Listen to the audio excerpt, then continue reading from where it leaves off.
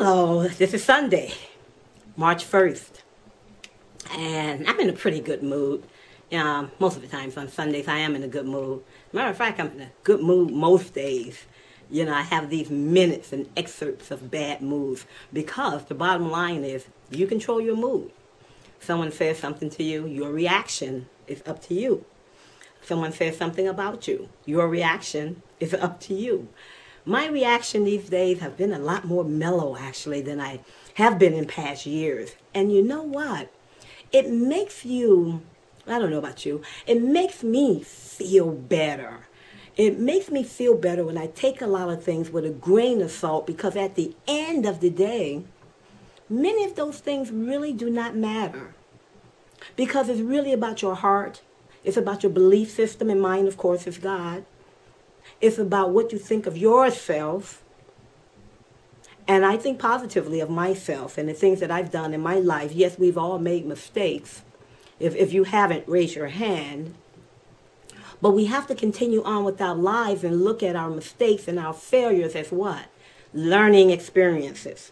There are those out there, people you don't even know, who want you to take mistakes that you've made in your lives and embrace it and look at it every single day. Don't let them do that to you.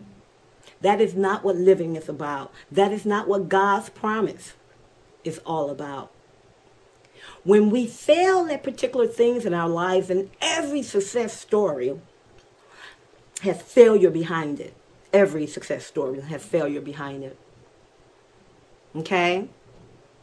But not every person who has failed becomes a success. And what I find is the difference between those who succeed at the end of the game and those who continue to fail are the following points. Number one, continuing to do the same thing over and over and over again the exact same way and failing each and every time. That's insanity. For not forgiving yourself for your failures and just remain down on the ground, that will always be a recipe for failure. And then there are those who say, okay, I failed. Guess what they do? Learning experience. And they move on with that learning experience as part of their tool set, part of their arsenal of tools that's going to push them forward in life. We all have them. You're not that special. Each and every one of us have failed before. So don't think you're that special. The world's not out to get you. And so we get back up and we say, gosh darn, this is a new day. Because every minute, actually, but every day you are renewed, you are reborn. Don't let anyone tell you otherwise. Some of the people that I truly love to have as my mentor, albeit remote, Les Brown. Awesome. I listen to him every morning almost. Eric Worre, I listen to him almost every day as well. And there are others. There are people and owners of network marketing companies, such as the owners, the people, the principals of Isogenics. Amazing. And no, I'm not an Isogenic representative. I just love the people there and some of the things that they're saying, some of the leaders that are there and how they influence other people. Because it's all about other people. It's all about seeing other people advance. It's all about growing other people. Because if it's all about you, guess what? You are guaranteed to fail. Guaranteed to fail. If everything that you do in life is me, I promise you, you're going to fail. It may look like success today, but in the end, you're going to fail. Because everyone knows what Zig Ziglar said. I think the quote has been misused, hacked, and everything, and I'm going to hack it some more and paraphrase it to say that we all have wants and desires. And to get anything that you want, it's simple. All you have to do is help as many people as possible get what they want. without expectation, because it's going to come to you. And you know, when people throw the leader name around, everyone has an innate ability, has the potential to be a leader. Everyone. And so that's all I came on to tell you guys. I'm having a great time. 2015 has been wonderful for me. It's been just marvelous. And it's March 1st. Had communion today.